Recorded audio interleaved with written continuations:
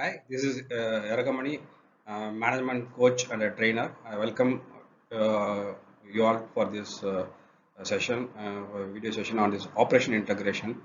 And this operation integration basically it's one of the important aspect of supply chain management process. So let us get into the session. And briefly about me. Before that, I have worked more than 28 years in various senior management position in bigger corporates in area of operations, supply chain management, and logistics. To that, and almost 2,500 hours plus of great to have the training training thing which you have done only for supply chain management. And if you take operations integrations, maybe not less than some 250 to 300 hours minimum I would have done in this case as a training. But if you see my experience goes there in operation integrations done more work more than for 26 years, not less than that. Okay, welcome once again for this session on operation integration. Let us get into the session. So overview of an integrated operation planning. It is basically it is a supply chain planning, supply chain planning applications, sales and operations planning, collaborative planning, forecasting and replenishment.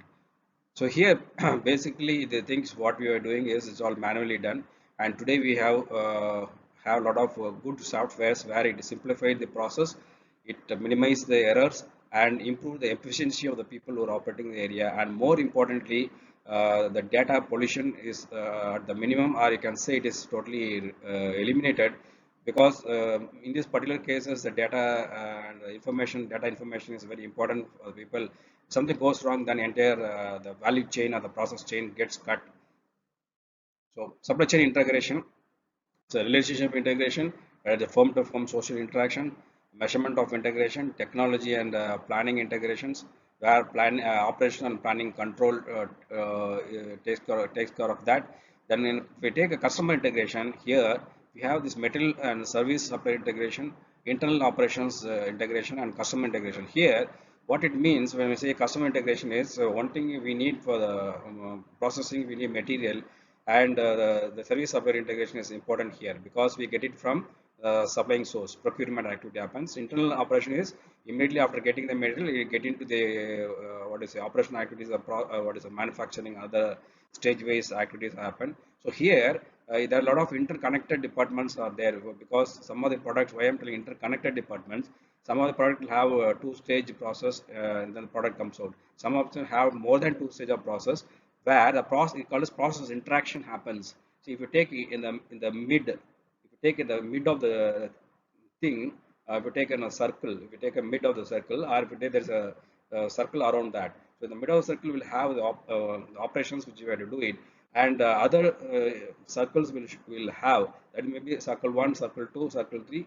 It goes like that. So the outer circles will have the what is the integration of what are the interacting thing. Is for suppose when a particular product comes, so it has to be done what is say machining, and some product comes doesn't machining is not required, it goes to another area. So it depends upon the what is say the product and the operations required for that particular product. So the operation interaction happens. So we know when we get into this operation interaction, we know that in an organization how the process flow happens and how the each process gets interacted to each other. And this is one of the important criteria of ISO 9001. If you just go and verify that, we can understand that it's an important aspect. It is there. It is called as called as process interaction. So supply chain integration thing is the relationship integration. That is the ability of two or more companies to develop the social connections to serve the guide the interactions when working together. That is a relationship integration. The measurement integration is the performance assessment of the supply chain as a whole that holds each individual firm or the business unit accountable for meeting its own goal. So next is technology and planning integration. Here the creation of the and maintenance of information technology systems that connects and manage across the and through the firms in the supply chain. So it's not only within the organization, it is also what is location to location, it varies. Okay, so it can be accordingly we can address that. It's not a big deal in that. So material and service supplier integration.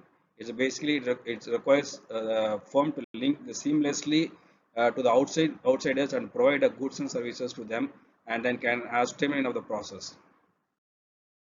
So integral operations, just before you saw that, links internally the performed work into a seamless process that stretches across the department or functional boundaries and goal of satisfying the end customers. Because here, why I'm telling end customer is internally there is a process to process.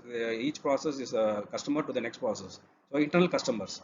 One and second thing, how seamless means without any without any much interventions, how the stage which the each process moves to see that they at the determined time or at the what is say at the proper cycle time ends and the product comes out.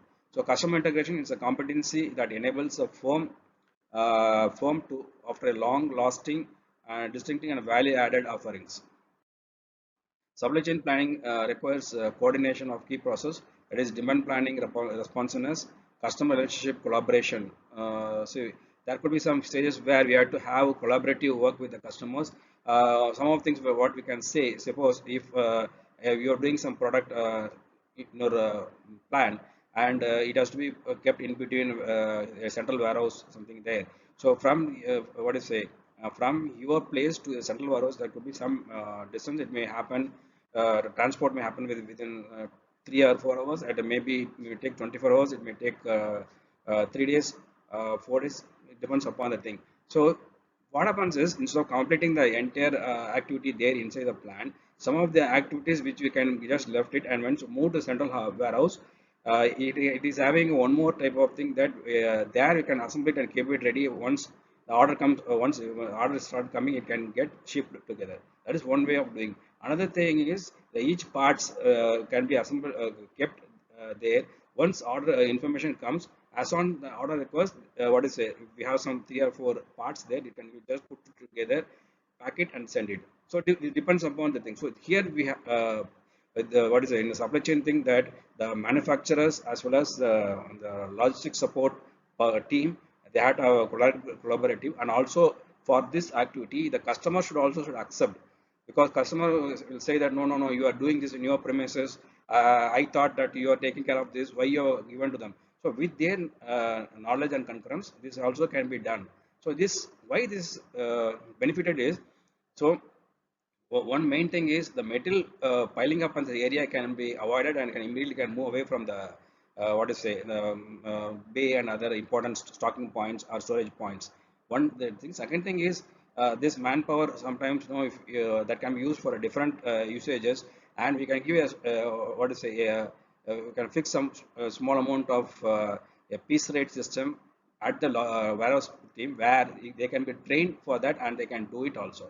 This way we can do that. So manpower, manufacturing optimization, life cycle support, and reverse logistics.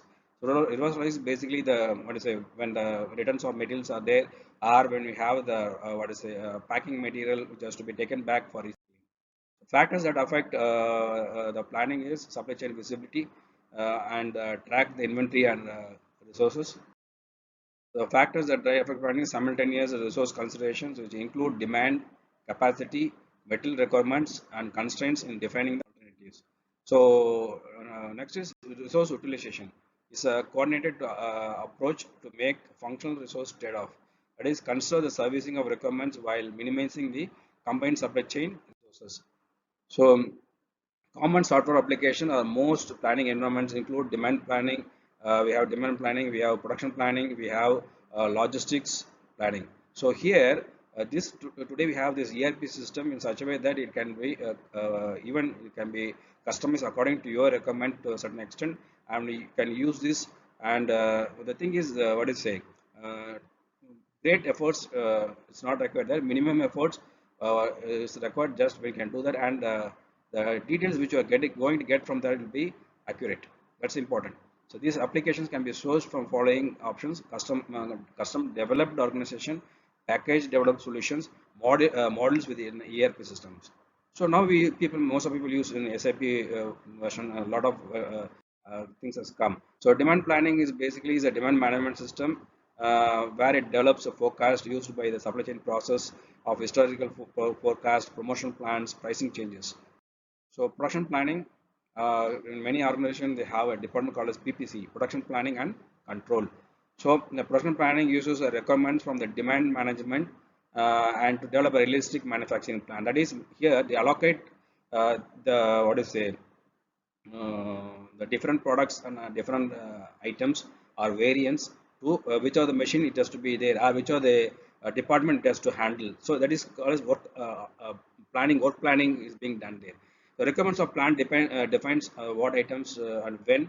Production planning items systems match the requirements plan with the production constraints. So effective planning creates a time sequence. So logistics planning is equally important next to what is say production planning. Logistics planning integrates overall movement demand, vehicle availability, and relevant movement cost into a decision support that seeks to minimum overall freight expenses. Overcomes these problems resulting in the individual perspective. So this is a traditional conflicts between the sales and operations groups must be resolved to reach a consensus. So here we see operations where the detailed forecast, few products, long runs, stable schedules, long lead times. When it comes to sales, aggregate forecast, rapid response, high service, and maximizing the revenue. So the thing is, what important here is there's likely that could be small conflicts are arising there. Only thing is it has to be balanced between the operations things.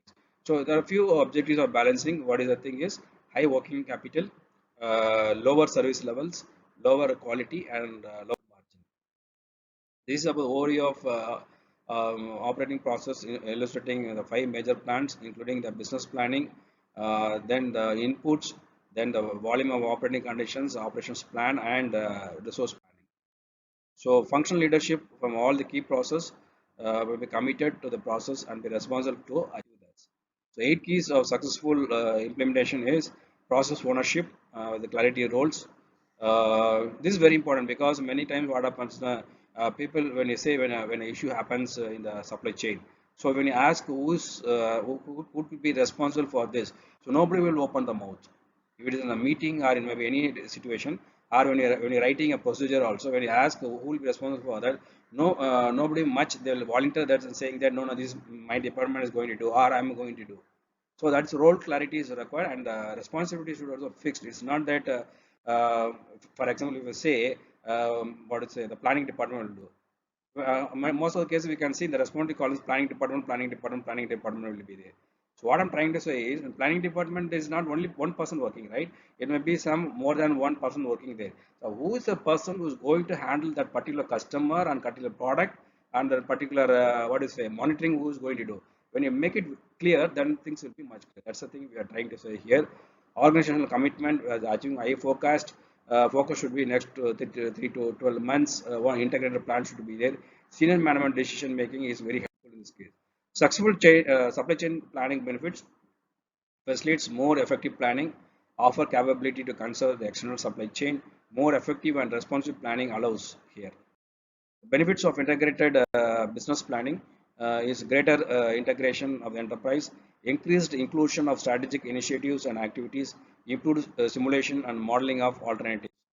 So collaborative planning, that is replacement is CFPR, coordinates requires a planning process between the supply chain partners and the demand creation and demand fulfillment activities.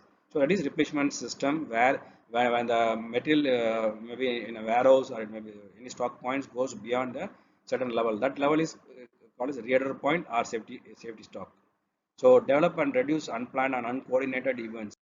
So process steps for here is develop a joint business plan, create a joint calendar, create a common sales forecast, then use of common sales forecast to develop a production plan, replenishment plan, and shipment plan. So basic relationship was illustrated in the retail situation in this particular thing where we have a collaborate thing and we have a supplier related activities. So forecasting is a specific definition which is projected to be sold when and where. So forecasting is a critical capability where many logistics and supply chain activity must be completed in anticipation of a sale. That means what is here is even though it is not a firm or confirmed order we are having, so there should be a tentative plan. So that forecasting is required for the planning activity and also manufacturing activity, and very importantly for logistics also we have to plan, because once the produce of goods is being kept ready, we cannot think of logistics, and it's a time consuming and waste of time. So forecasting recommends forecasts match with the product requirements of the customer with the capacity of the enterprise and supply chain. Forecast must be more timely and accurate to. So logistic forecasts are necessary to support the collaborative planning, drive the requirements planning, improve the resource management, and trades of the strategies, extra production capacity, extra storage capacity, and speculation of production movement and outsourcing. So resource management comes very hand to hand in many of the cases. Focusing model of this time period, what we are seeing here is start from base demand, seasonal, trend, cyclic, and promotional, and plus irregular. So base demand is a normal thing where you do. Seasonal demand is like festival times is coming, or sometimes the sports season is coming. That time actually, for example, if you take IPL season comes in between, or sometime celebrity league which happens in the badminton, depends upon also the recommend changes. So trend generally happens, and cyclic thing, and the promotional thing is based on when a company goes for a new type of product, or in the existing products where they come out with some new added features. So description of the models components, that is base demand, seasonal component of annual recurring and upward and downward movement, trend of the component in the long range of shift of periodic sales, cyclic component, promotional component is a demand swings initiated by a firm's marketing activities like advertisement, deals, or promotions. Irregular components are there.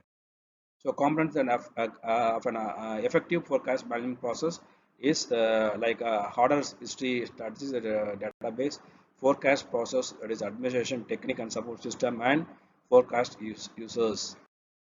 So description of a forecast management is a forecast database, technique, support system, and administration. Where in this support system we have this what is it, to facilitate the maintenance and updating of manipulation of the data, and have a clear forecasting thing. So a meaningful forecast requires integrate one thing where the faulty communications are costly for supply chains. It seeks a reduced forecast inconsistency across multiple things. See, forecasting means just to give an tentative idea, tentative data thing. So just like that, we cannot give something. Should be have some what is say some genuinity, and should have some clear requirement in that. So efforts are to perfect the single component do not overcome the need of the other component. The process design should consider the strengths and weakness of each individual component. So criteria for evaluating the applicability of the forecasting techniques is basically its accuracy, forecast time and horizon, value of forecasting to the business strategy, data availability, type of data pattern, experience, and the forecast. So thank you for the patient listening, and hope that have been useful. This video have been useful to you, and given some insights about what is about the what is the operations integration, and how the process interacts each other in a thing, and how what is say other activities that happens in a operations side, and how the integration can be done. And finally, the forecasting. What is the forecasting? Why the need of forecasting? What are the forecasting methods? And how this inaccuracy in forecasting can be avoided. Okay, thank you very much. We'll see in next video with other interesting topic.